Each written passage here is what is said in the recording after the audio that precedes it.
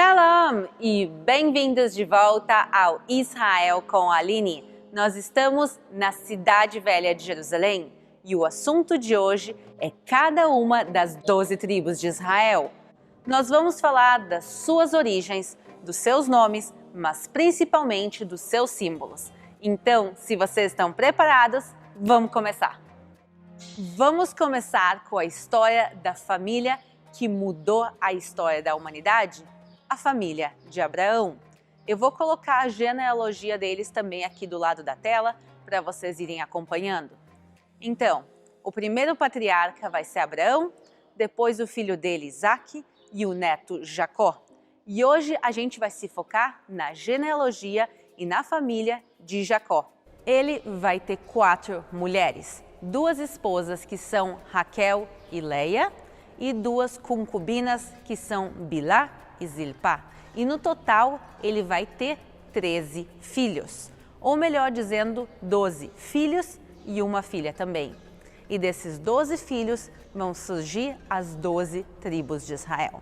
E agora vamos passar por cada uma dessas tribos, começando pelo primogênito, Reuven. Aqui em cima a gente vê um círculo com os símbolos das 12 tribos de Israel. E no meio a menorá, que era o candelabro do Templo de Jerusalém e o símbolo mais importante de todo o povo de Israel. Mais importante, inclusive, que a estrela de Davi. Mas se a gente começar com a tribo que está bem no meio e em cima, é a tribo de Reuven. E o símbolo que parece um sol, mas na realidade não é. Aqueles símbolos são mandrágoras, que é uma fruta, como está escrito em Gênesis 30:14. Quando está escrito que Reuven colhe mandrágoras, essa fruta para sua mãe, Leia. E a propósito, o nome da tribo Reuven é Reuben, que é a junção de 2 palavras que quer dizer olhem o filho, já que ele é o primogênito de Leia. E agora, outro filho de Leia é Judá, ou em hebraico, Yehudá, e significa louvor ou louvar. Da tribo de Judá vêm alguns dos maiores reis do povo de Israel, como o rei Davi. E por isso, às vezes, a tribo é representada com símbolos como uma coroa ou como a harpa do rei Davi. Mas o símbolo mais importante, na realidade, é o leão de Judá, que é o que a gente vê também representado aqui. E também, como a gente vê aqui embaixo, com esses 2 leões. Mas o que a tribo de Judá tem a ver com o leão? É parte da bênção que eles recebem em Gênesis 49:9, quando ele vai ser abençoado como um gur aryeh, como um filhote de leão. E por isso o símbolo da tribo se transforma no leão e, por consequência, toda a cidade de Jerusalém também vai usar o símbolo do leão, já que Jerusalém estava dentro do território da tribo de Judá. Então, vamos agora juntos ver a bandeira de Jerusalém. E aqui, lado a lado, a bandeira de Jerusalém com a bandeira de Israel. A bandeira de Jerusalém tem no meio o leão de Judá e em cima escrito Jerusalém em hebraico, que se pronuncia Yerushalayim. E essa área, até os dias de hoje, leva o nome da tribo de Judá. Por isso, essa região se chamam as Montanhas da Judéia.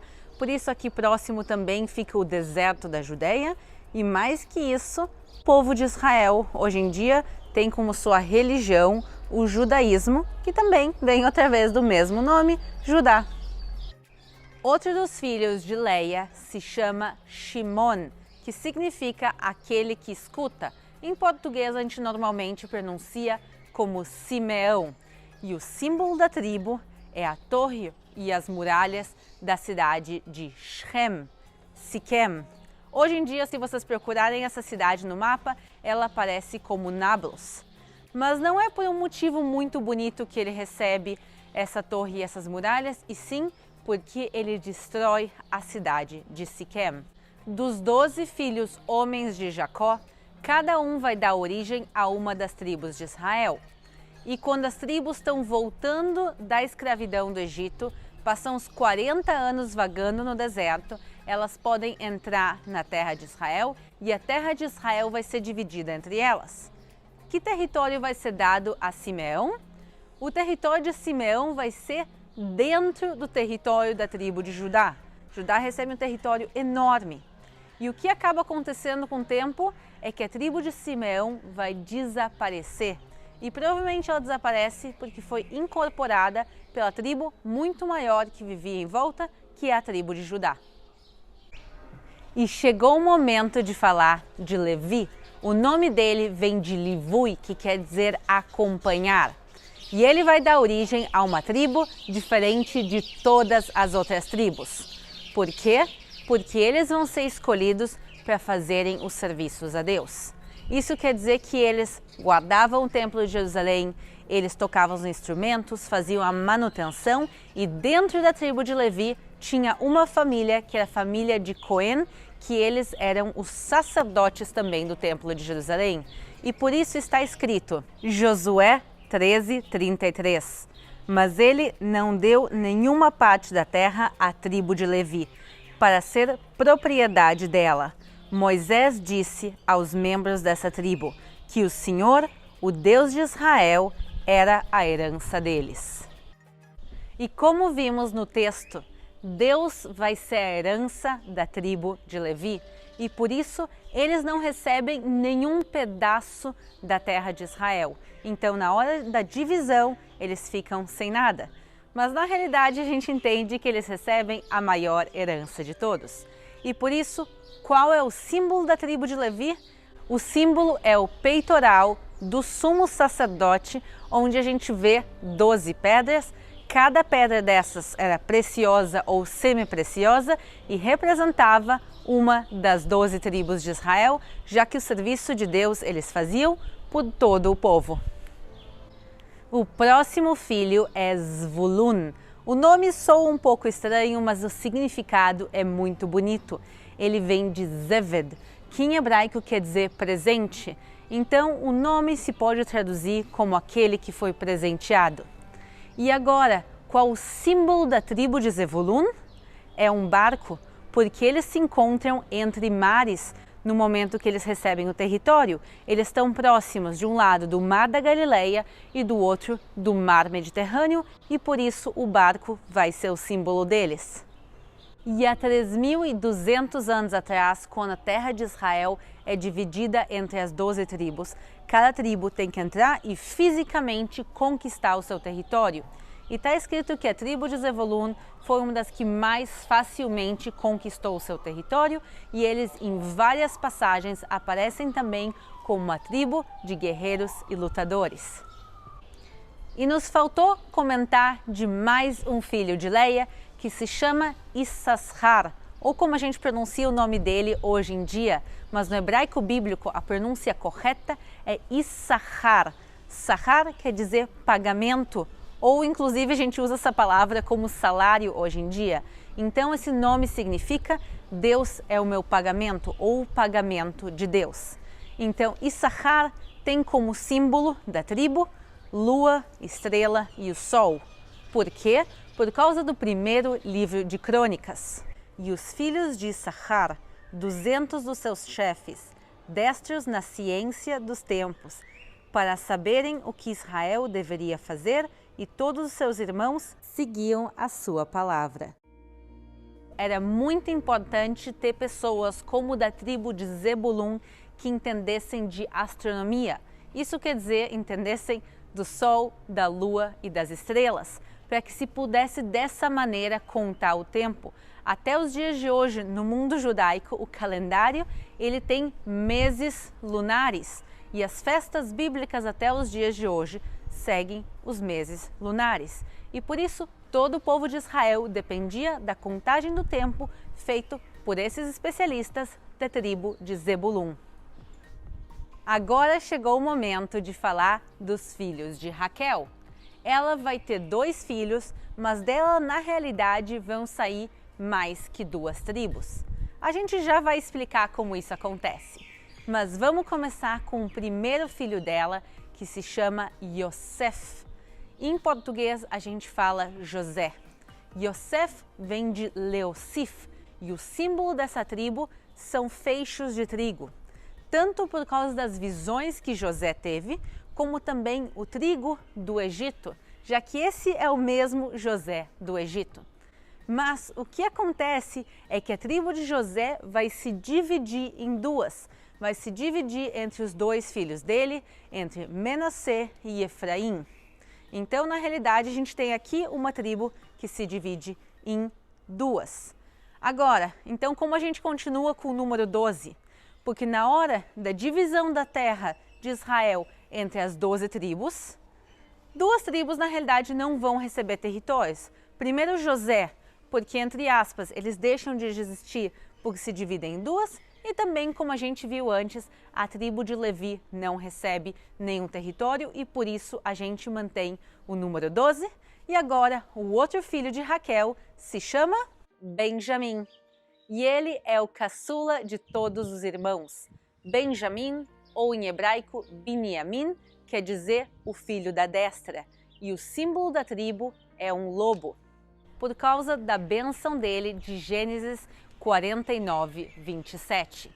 E na divisão das terras, ele recebe a cidade de Jerusalém, a cidade mais importante de todas, apesar do território ser muito pequeno. Mas como? Se eu falei antes que a tribo de Judá ficou com Jerusalém. O que acontece é que, em teoria, eles receberam o território de Jerusalém e da região. O problema é que, na prática, eles não conseguem conquistar a cidade. E então a cidade vai seguir na mão dos jebuseus até Davi vir e conquistar a cidade. E Davi é da tribo de Judá e por isso acabou que, na prática, a cidade de Jerusalém ficou nas mãos da tribo de Judá. Mas, apesar de eles terem um dos menores territórios entre as tribos, o território deles continua mantendo o nome até os dias de hoje. Então, até os dias de hoje, nós temos o município de Benjamim, aqui bem próximo de Jerusalém. Vamos falar dos dois filhos de Bilá, uma das concubinas de Jacó. O primeiro filho que a gente vai falar se chama Dan, que quer dizer literalmente juiz. E essa tribo tem dois símbolos diferentes. Um que é mais bonito, que é uma balança, que representa a justiça, também por causa do próprio nome dele, Dan, que significa juiz, mas também por causa dos versículos de Gênesis 49 e agora 16 e 17. Dan julgará o seu povo como uma das tribos de Israel. E agora vejam o que está escrito no versículo 17. Dan será serpente junto ao caminho, uma víbora junto à vereda, que morde os calcanhares do cavalo e faz cair o seu cavaleiro por detrás. E justamente por causa do versículo 17, a tribo de Dan tem como outro símbolo a serpente. Agora, vamos falar do território da tribo de Dan. Na divisão das terras de Israel, eles ficam com a zona que hoje em dia seria a Grande Tel Aviv. Mas, na prática, eles jamais conseguem conquistar aquele território, porque quem estava lá naquela época eram os filisteus, e a gente conhece o poderio militar deles em tantas e tantas histórias bíblicas. Então, o que acontece é que eles vão ter que encontrar outro lugar para se assentar, e esse território vai ser no extremo norte de Israel, hoje em dia fronteira com o Líbano. Apesar disso, se vocês perguntarem para qualquer israelense aqui onde fica Gush Dan, onde fica a zona de Dan, até os dias de hoje eles vão apontar para a Grande Tel Aviv. Apesar de na prática eles nunca terem se assentado lá, o território mantém o nome até os dias de hoje. E o outro filho de Bilá se chama Naftali, que quer dizer a minha luta ou as minhas dificuldades. E o símbolo dessa tribo é uma gazela, por causa do que está escrito em Gênesis 49, 21. Naftali é uma gazela solta, ele dá palavras formosas. E na divisão das terras, a tribo de Naftali recebeu o território que fica próximo ao Mar da Galileia, no norte de Israel, e isso inclui a região de Genezaré. E essa região era extremamente importante, porque nela passavam algumas das rotas comerciais mais importantes daquela época, Por exemplo, de lá passavam as rotas que iam para Damasco, para Tiro e Sidom. E por isso essa tribo tinha muita fartura em tudo, e isso inclui também economicamente. Também como a gente pode ver pela bênção dada por Moisés a essa tribo no livro de Deuteronômio. E Naftali disse: farta-te, ó Naftali, da benevolência e enche-te da bênção do Senhor, que possui o ocidente e o sul. E a última das mulheres de Jacó se chama Zilpá, e ela também vai ter 2 filhos. Um deles se chama Gad, que quer dizer literalmente sorte. E quando eles dividem a terra de Israel, eles recebem o terreno que se chama depois a Peraia, que é o outro lado do Rio Jordão, hoje em dia a Jordânia. E por isso o símbolo da tribo deles vai ser uma tenda, já que o terreno que hoje em dia a Jordânia é um terreno mais seco. O trabalho que eles faziam, eles eram pastores seminômades, e por isso a tribo recebe a tenda, que lembra o trabalho deles, já que eles estavam sempre se mudando e viajando para cuidar das suas ovelhas e dos seus animais. E a última das 12 tribos é a tribo de Asher, que vem da palavra hebraica Osher, que quer dizer literalmente felicidade. E o símbolo da tribo qual é? É uma árvore de oliveira, exatamente como a gente está embaixo de uma agora. Porque sua bênção em Deuteronômio inclui azeite. E de Asher disse: bendito seja Asher com seus filhos, agrade seus irmãos e banhe em azeite o seu pé. E as bênçãos também falam das suas comidas e da sua fartura. De Asher o seu pão será gordo, e ele dará delícias reais. Espero que tenham gostado de conhecer um pouco mais das tribos e do povo de Israel. Para aqueles que têm interesse de aprender hebraico, tanto moderno como bíblico, eu vou deixar links aqui na descrição do vídeo. E daqui, da Torre de Davi, em Jerusalém, eu quero me despedir de vocês e convidar vocês também a se inscrever no canal para mais vídeos aqui da Terra de Israel. Um beijo e até a próxima!